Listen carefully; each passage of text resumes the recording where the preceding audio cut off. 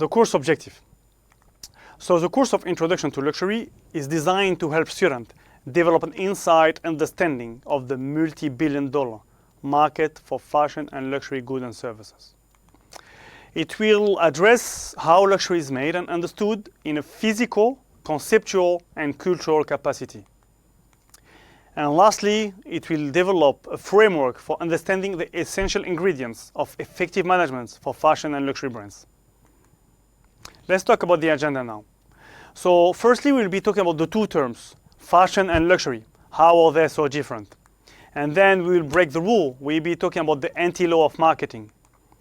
We'll be talking about global luxury market, some numbers and statistics and graph. And then we'll be talking about the world top 4 luxury group. And we will be ending talking about the major luxury sectors. So, sociological role of fashion. Fashion has artificially given back a rhythm to time by marking the season. It creates an artificial differentiation among the crowd, an horizontal one, not a vertical like luxury. It is a sign of recognition of belonging to a tribe. Mixing brand and style is a way of rejecting social stratification. Luxury and fashion have in common the need to appear different and to be differentiated socially. So in order to understand business model, we firstly need to understand which are the different market segments in fashion and luxury groups. So the most common criteria to segment a market is, of course, price. And this leads us to the so-called fashion pyramids, which is the reference for everyone in the industry to position its brand. So we will see that those different brands occupy different market segments in the fashion pyramid. The fashion pyramid identifies actually 4 price segments. On the top, we have haute couture. Then we have ready-to-wear. Then diffusion and mass market. The higher on the pyramid, the higher the price gets. But also goes the same for level of creativity and quality, and therefore the value proposition that is offered to the customer. Let's start by analyzing the top of the pyramid, the segment so-called haute couture, which means high fashion. Here we find dresses mainly for special occasions, such as party and ceremony, with prices that are extremely expensive. So they may go from 20,000 to over 50,000 euro. So you may wonder, who is buying such expensive dresses and why are they so costly? Well, who is buying them? I have to admit, very few people. Today, there are very few customers that may afford to buy haute couture dresses, and those are the very few customers that can have the opportunity to participate in the event of acquiring those fabulous pieces of art. We also have many celebrities that wear those state-of-the-art clothes to walk down the red carpet.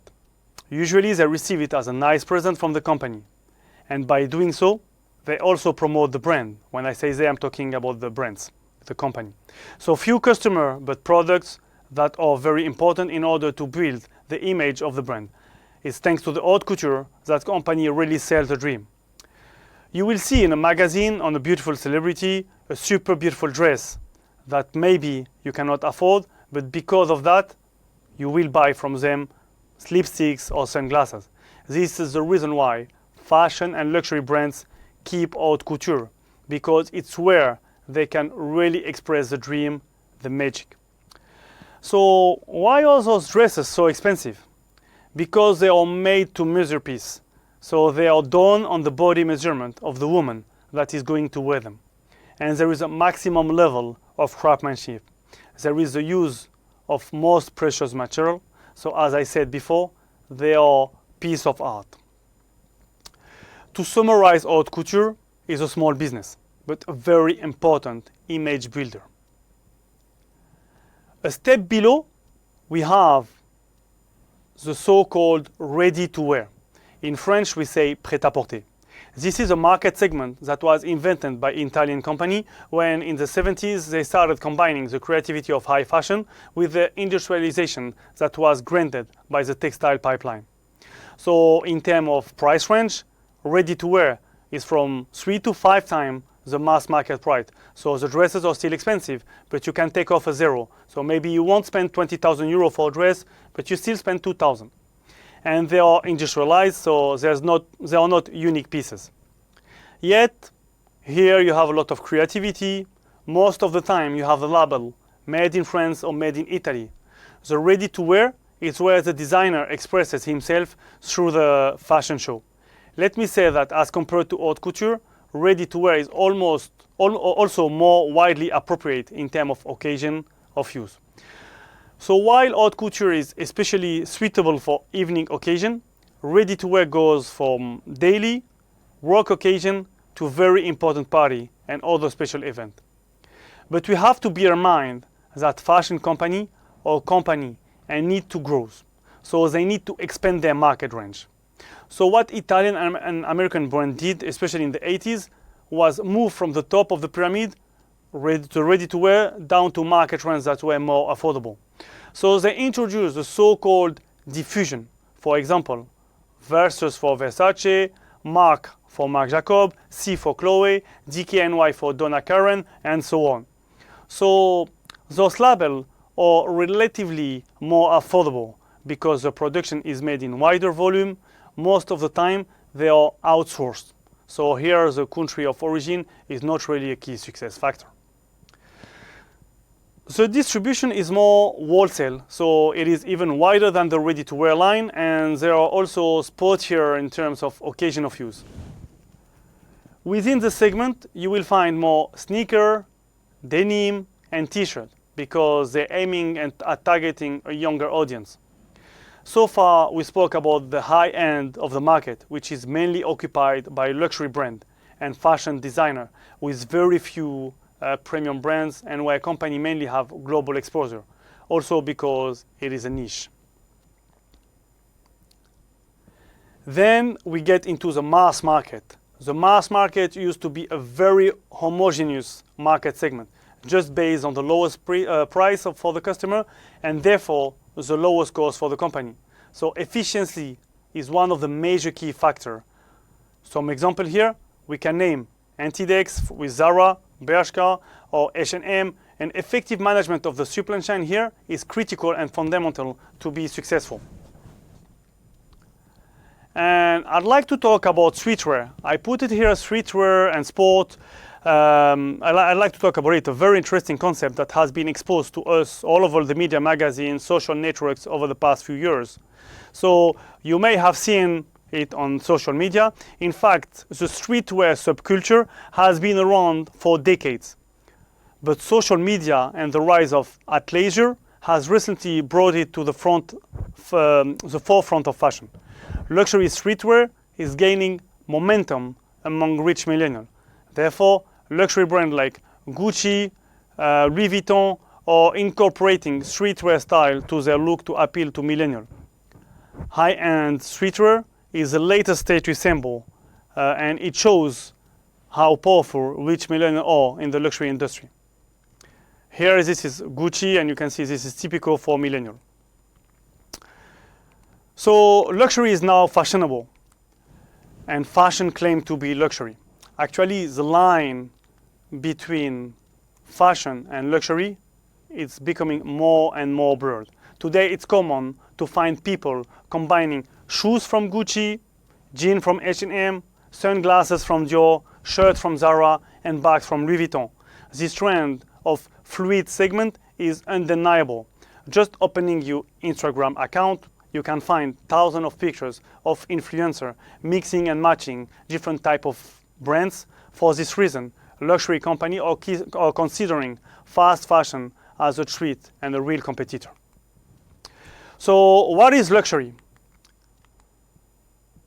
A good or service that is not considered a necessity but is considered as something that brings pleasure or happiness. The best that the mind of a man can imagine and the head of a man create.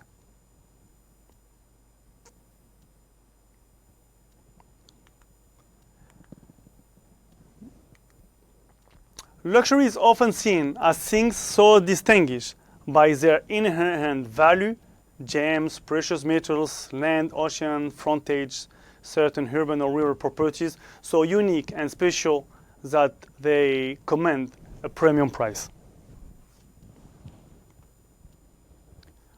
They also can be things so distinguished by the quality of the art and science lavished and poured into them that they are and remain exceptionally and increasingly valuable. Here, in luxury, size is relative. You can see here in that table that the business in 2011 is of luxury.